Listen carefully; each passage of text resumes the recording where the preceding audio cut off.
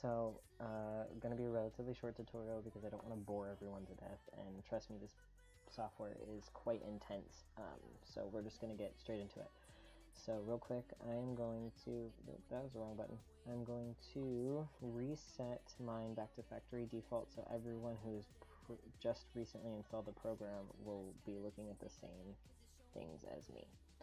First thing I'm going to do is I'm going to go up here into the right hand corner and I'm going to enable the pen mode, because now when my finger is touching the screen, it's not going to draw anything. If I disable that, if I put my finger down on the screen, it starts drawing, and that obviously is not what I want. Okay, so upper left hand corner, over here, this is your menu button. You've got new sketch, open, save, save copy, export, preferences, help, in my account. There's not really anything in my account. Help is pretty much useless because it's mostly for older versions of this program, which I am currently running the 1.8.2. It is set to probably the most recent one. I honestly don't know. This program supports a large variety of image files. So you've got two types of TIFFs, PNGs, bitmap, GIF, JPEG, and Photoshops. So we're going to create a new sketch. You can create a custom layer. The only thing that I don't like about this is that you can't control the DPI, which is the dots per inch. So if you're planning on doing a large print version, it just makes it a little more difficult if you're printing things. But if you're not printing things and you're just uploading to the internet, it's not really that big of a deal. For this tutorial, though, I'm actually going to be using the 720p instead of my ridiculously high resolution. Well, not really resolution. It's can't control the resolution on this, which is also a little bit of an issue. But the screen setting, which is 2736 by 1680. So I'm going to use this one. You can change the orientation in which your page is. I always pretty much use landscape. I very rarely do portrait-style paintings where it's, you know, this way. That's just personal preference. Okay, so we've got a nice new thing here. Let's get acquainted. This button over here is obviously undo, redo. This is a selection mask. But before we get into any of that, I am going to draw. Sorry, ignore what I'm doing right now.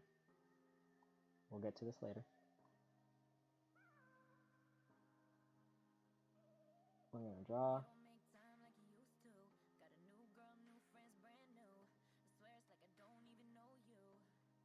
Nice little stick figure guy.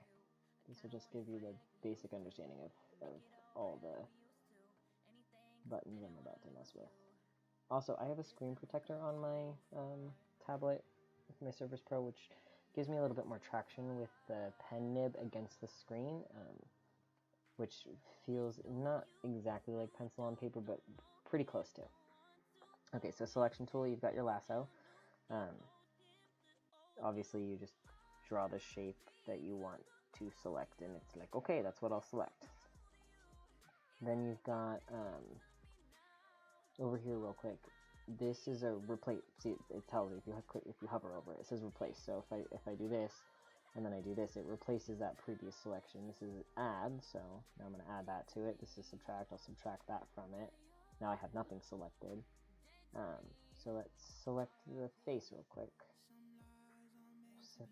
And then if we do this, now it just inverted that. So it selected everything outside of that selection.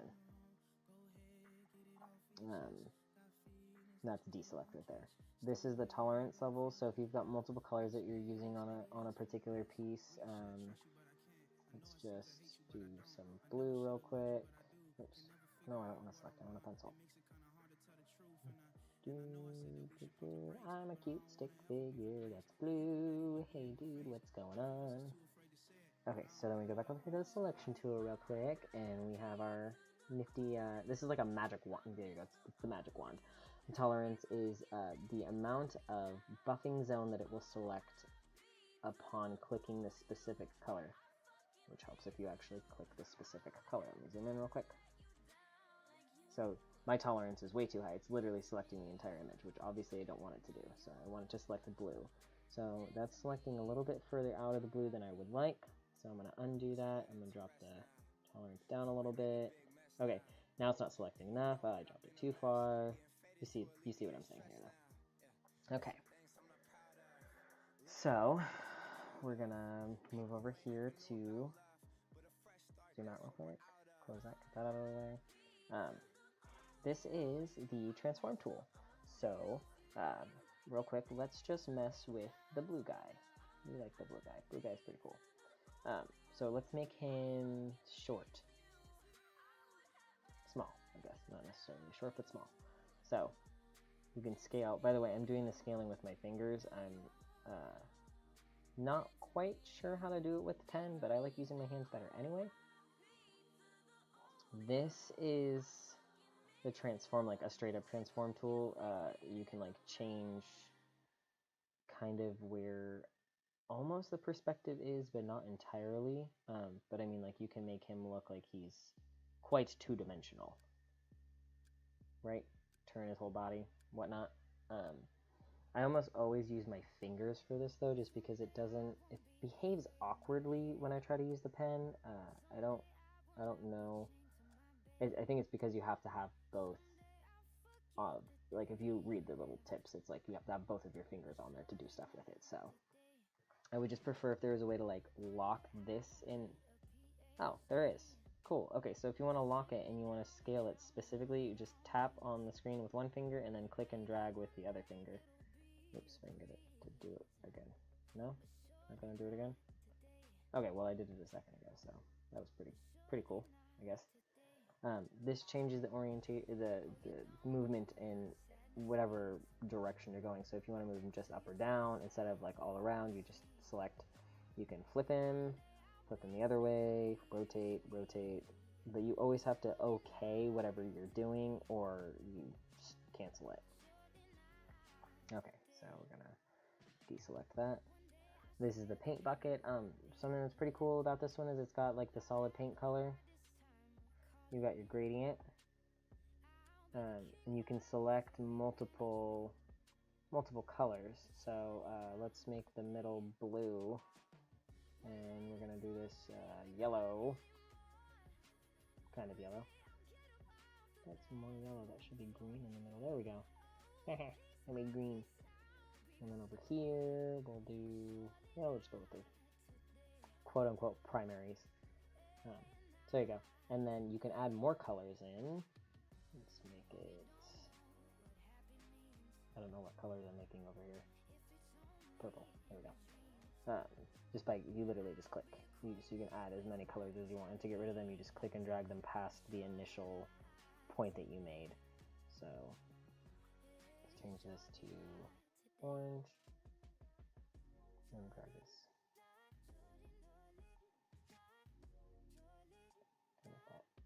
Purple. I'm making a rainbow.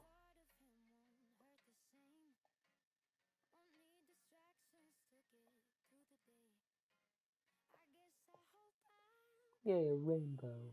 So beautiful. Okay.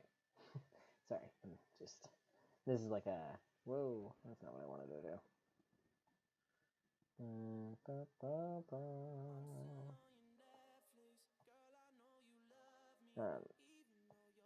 There you go. This is an ellipse one. Same thing. Same rules apply. You can flip it too, by the way, with that. So invert the entire colors. This is a hue saturation.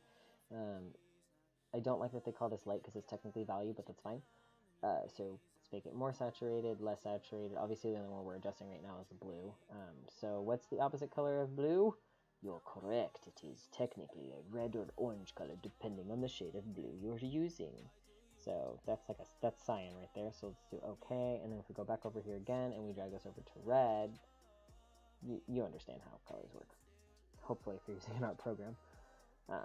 This is a ruler. You can adjust the position. Oops, didn't want to change the position of the page. The position of the ruler by using two fingers, touching one on each side, and twisting it around until it's in the space that you would like.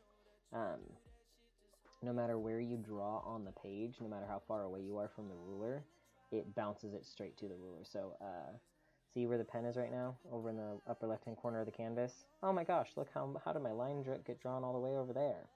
I'm way over here. Oh my gosh, how did the line get drawn over there?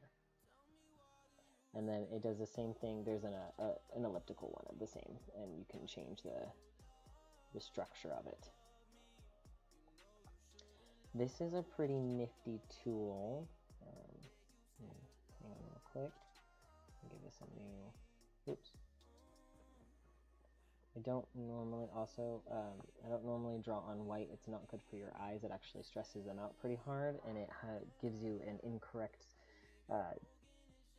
idea of what the color looks like. Okay, so this is pretty cool. Let's do a nice deep red color. So this is a mirror image thing. Once you set where you want it to be, how you want it to mirror, always lock it. So that way, if you accidentally click on this, you're not sliding it all over the place.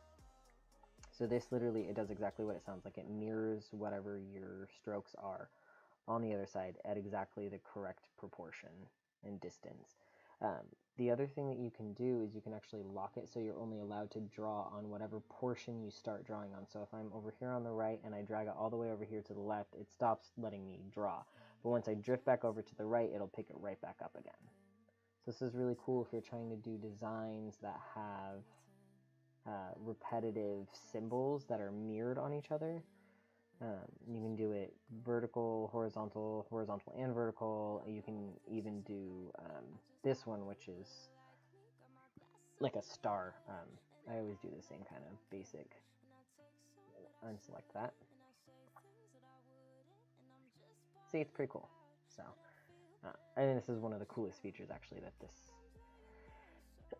this particular thing has. You can also get rid of seeing these lines by clicking the little eye over here, so then symmetry lines be gone. It's pretty cool. Okay, so this is the stabilizer. I don't like it. I've always been really, pretty much from the moment that I got this program, I have been adamant about never wanting to use it, and I still stand by that. I just do not like the way that it behaves. So that's with the stroke stabilizer on, that's with the stroke stabilizer off. Let's draw, this is a little bit better. So if I were to draw a face by myself,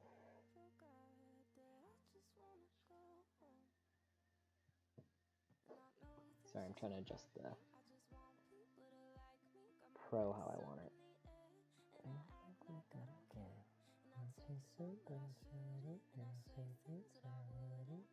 I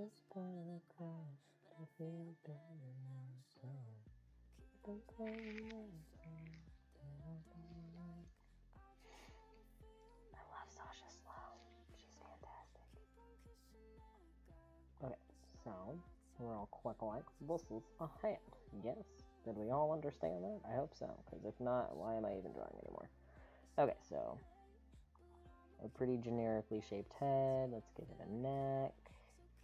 This is obviously quite rough sketch, but you get the idea. That's a head. Yes? Yes. Okay. So I'm going to turn the stroke stabilizer on now. By the way, mine hasn't been known to kind of just shut off on its own, which is kind of frustrating, but it's not that big of a deal because, like I said, I don't usually use it because I hate it so much, but I'm hoping that it actually stays on for the purpose of what I'm doing. I make no promises. I'm going to draw this literally the exact same way that I drew the other one, by drawing a circle.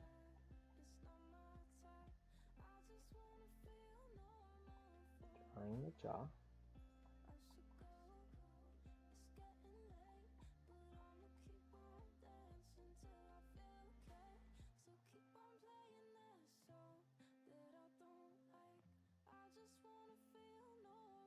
Sorry, I didn't draw it exactly the same. I didn't do the position. Ah, damn it.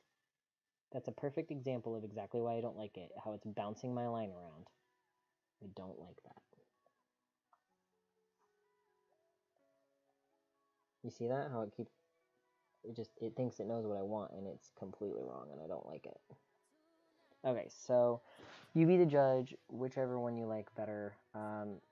For me particularly, this is more realistic to what I actually draw like on paper, so that's why I like it. This has just, I mean, without going into it too much, I'm going to change my pen color real quick. So this line, originally, if you look back, it wasn't straight like that. It was actually curved to follow the flow of the face like that, but because its stupid stabilizer was on, and it's like, oh, no, your line wasn't straight. You wanted it to be straight, didn't you? No, I didn't want it to be straight.